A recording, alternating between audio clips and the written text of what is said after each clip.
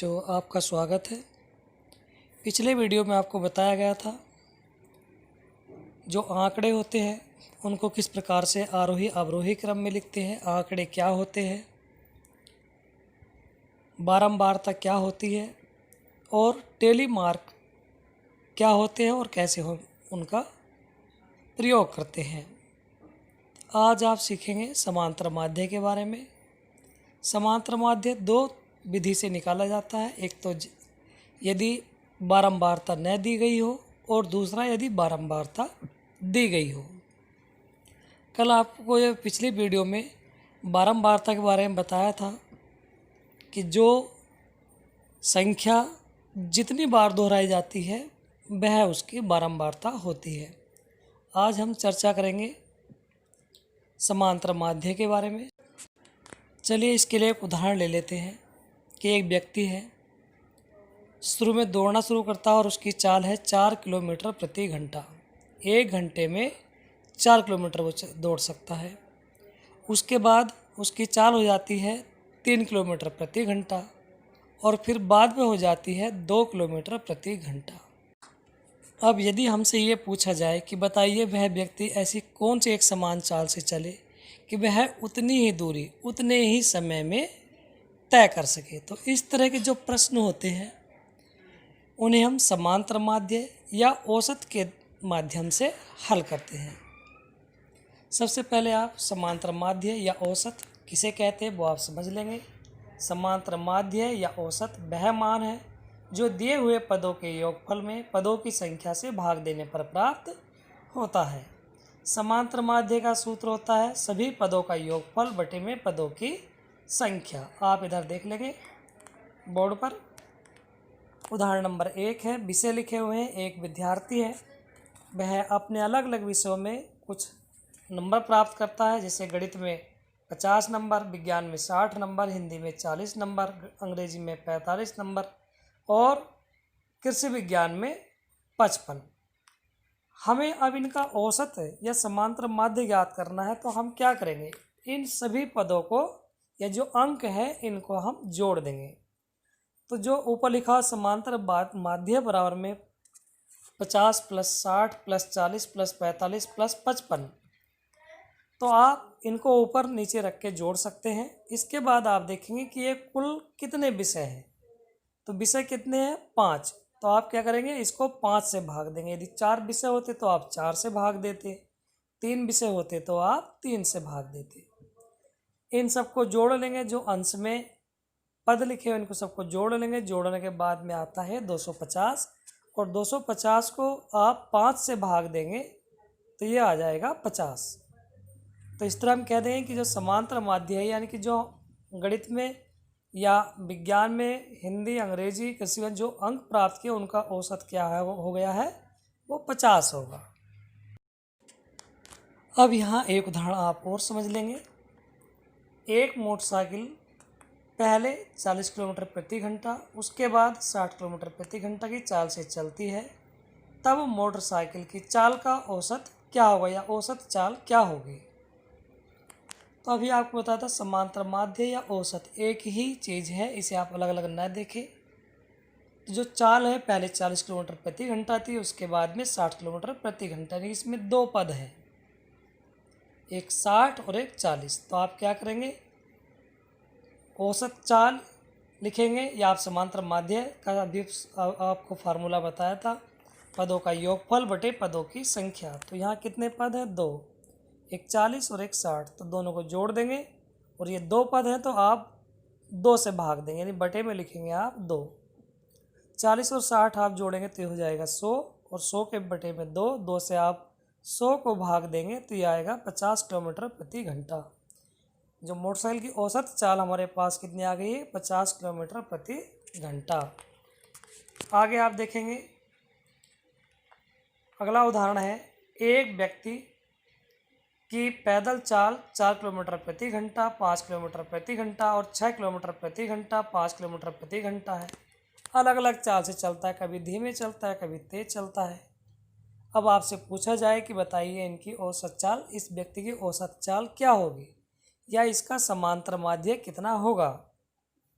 तो तो आप क्या करेंगे, औसत चाल या समांतर माध्य निकालने के लिए जो भी ये पद है, आंकड़े दिए हुए हैं, इन सबको आप जोड़ देंगे। 4 किलोमीटर प्रति घंटा, 5 किलोमीटर प्रति घंटा, 6 किलोमीटर प्रति घंटा और फिर 5 किलोमीटर प्रति घंटा। अब ये कुल कितने पद हुए, आंकड़ों में कितने पद हैं, ये 4 पद हैं, तो आप 4 से भाग देंगे। तो आप योगफल कर लेंगे 4 + 5 + 6 + 5 का, तो ये आ जाएगा 20 और 20 के बटे में 4। 4 से आप 20 को भाग देंगे तो 4 पंजे 20।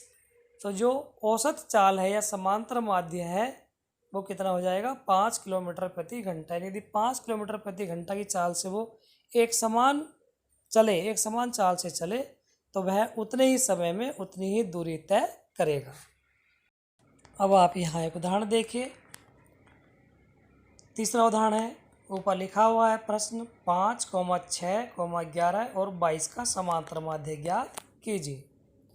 तो समांतर माध्य का सूत्र अब फिर बताए थे आपको, लिखा हुआ है सभी पदों का योगफल बटे में पदों की संख्या। तो यहाँ पद कौन कौन से हैं, एक तो 5, 6, 11 और 22, इन सबको आप जोड़ देंगे। 5 + 6 + 11 + 22, कुल कितने पद हैं ये, 4। तो आप इसको 4 से भाग देंगे, जोड़ लेंगे, जो अंश में पद है इनको जोड़ेंगे तो ये हो जाएगा 44 और 44 के बटे में 4। 4 से आप 44 को भाग देंगे तो ये हो जाएगा समांतर माध्य 11। आप उदाहरण नंबर 4 देख लेंगे। प्रश्न है कि 1 से 10 तक की सभी प्राकृतिक संख्याओं का औसत ज्ञात करो। औसत या समांतर माध्य एक ही बात होती है। तो आप क्या करेंगे, इसमें औसत या समांतर माध्य आप निकालेंगे तो 1 से 10 तक की जितनी भी संख्या है इन सबको आप प्लस कर देंगे। आप देखेंगे ऊपर लिखा हुआ है 1 + 2 + 3 + 4 + 5 + 6 + 7 + 8 + 9 + 10, और ये कुल 10 संख्या है तो आप 10 से भाग देंगे। आपको बता रहे हैं जितने पद होंगे आपको बटे में उतना ही लिखना है। ऊपर 4 पद थे तो 4 से भाग दिया था, अब यहाँ पर 10 पद है तो आप 10 से भाग देंगे। इन सबको जोड़ेंगे जो अंश में पद लिखे हुए, तो ये आएगा 55 और इसे आप 10 से भाग देंगे तो देखिए साइड में भाग दिया है हमने, आप समझ लेंगे 10 पंजे 50। उसके बाद ऊपर से 5 लेंगे और जो भागफल है वहाँ आप दशमलव लगा देंगे, 0 बढ़ा देंगे तो फिर 50 हो जाएगा और 10 पंजे 50। इस तरह से जो औसत या समांतर माध्य है वो निकल कर आ जाता है 5.5। अभी तक जितने भी हमने आपको प्रश्न हल कराए समांतर माध्य के, इसमें बारंबारता नहीं दिया गया था। अब आप देखेंगे कि समांतर माध्य हम या औसत कैसे ज्ञात करें यदि बारंबारता दिया गया हो। तो आप देख लेंगे प्रश्न, इसका उदाहरण देख लेंगे। नीचे एक लिखा हुआ है पद बारंबारता। यदि प्रश्न ये आता है आपका तो आपको पद और बारंबारता दिया होगा, उसके आगे लिखा है पद गुणा बारंबारता। तो आप कह रहे हैं सबसे पहले आप पद लिख दें, ऐसे लिखे हुए हैं 10, 20, 30, 40 और 50।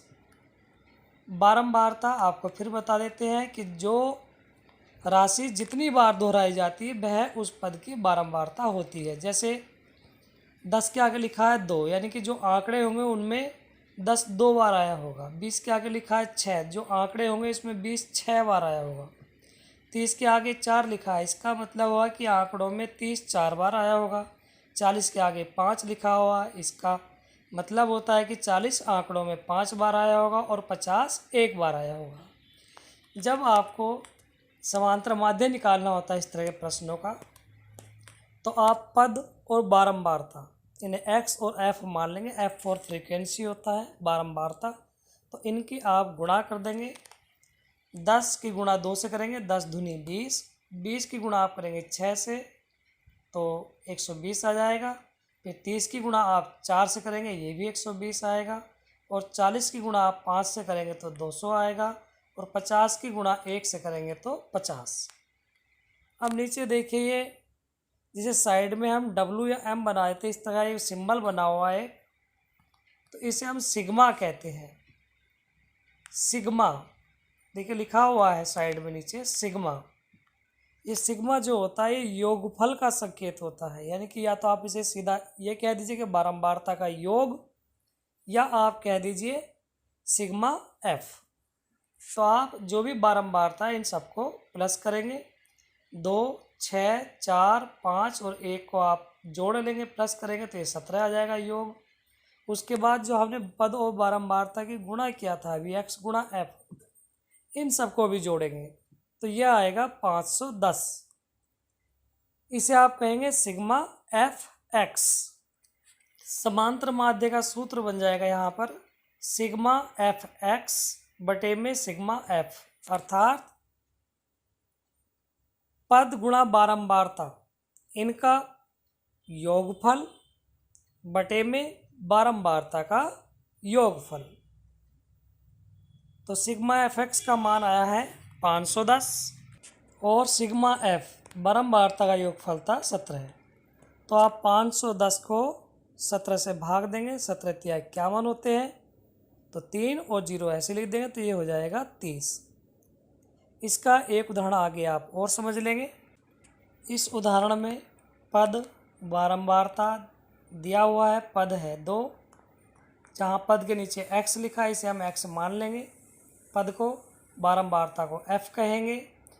तो x जो है लिखा हुआ जहाँ पद है इसके नीचे लिखा है 2, 4, 5, 3 और 6, और जो बारंबारता है इसके नीचे लिखा है 5, 6, 4, 7 और 8, अर्थात 2 की बारंबारता 5, 4 की बारंबारता 6, 5 की बारंबारता 4, 3 की बारंबारता 7 और 6 की बारंबारता 8।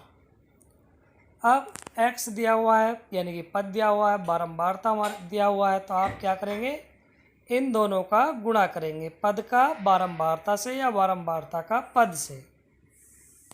2 और 5 का गुणा करेंगे तो ये 2 पंजे 10 आ जाएगा, 4 और 6 की गुणा करेंगे तो ये 24, 5 और 4 का गुणा करेंगे तो ये 20, और 3 और 7 का गुणा करेंगे तो 21, और 6 और 8 की गुणा करेंगे तो ये हो जाएगा 48। अब पीछे भी आपको बताया था जो बारंबारता है इन सबको जोड़ लेंगे, इसमें इसे हम कहेंगे सिग्मा एफ। तो जब बारंबारता हम जोड़ेंगे 5, 6, 4, 7 और 8 को तो ये 30 आ जाएगा। अब जो हमने गुणा किया है अभी पद और बारंबारता का एफ और एक्स का, इन सबको जोड़ लेंगे, आप योगफल कर लेंगे तो ये आता है 123।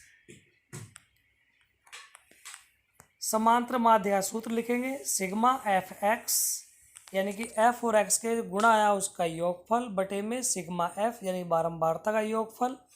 तो जो सिग्मा एफ एक्स है इसका मान आया था 123, जो गुणा करके 123 आया था, और जो बारंबारता का योगफल था ये 30 आया था। अब आप जब 30 से 123 को भाग देंगे तो ये आएगा 4.1। आप ऐसे समझ सकते हैं कि 0 नीचे से हटाएंगे तो ऊपर दाईं ओर से एक अंक के पहले दशमलव लग जाएगा तो ये 12.3 हो जाएगा। अब आप 3 से 12.3 को भाग देंगे, 3 चौक 12 और दशमलव लगा देंगे, फिर 3 एकम 3, तो इसका समांतर माध्य आ गया है 4.1। तो मेरे बच्चों आपको ये समांतर माध्य निकालना आ गया होगा। यदि कहीं कोई समस्या आती है तो आप हमसे फ़ोन कॉल या व्हाट्सएप के माध्यम से पूछ सकते हैं। एक बार में समझ में ना आए तो आप वीडियो को 2 बार समझिए, फिर भी समझ में नहीं आता तो आप हमसे संपर्क करिए। घर पर रहिए, अच्छा पढ़िए, स्वस्थ रहिए। धन्यवाद।